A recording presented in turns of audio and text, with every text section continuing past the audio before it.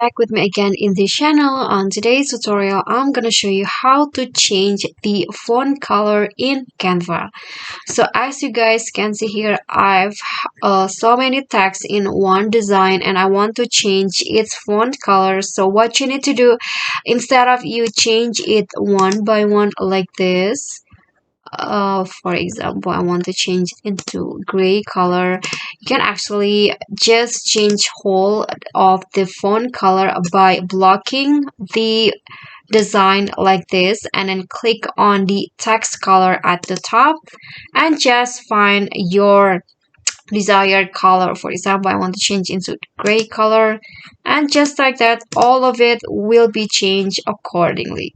Okay, so that's all for me. Thank you guys so much for watching. If you got any question, feel free to drop them in a comment, and if you think the video is helpful, don't forget to like, click on the thanks below, and also subscribe. I'll see you all in the next tutorial. Bye.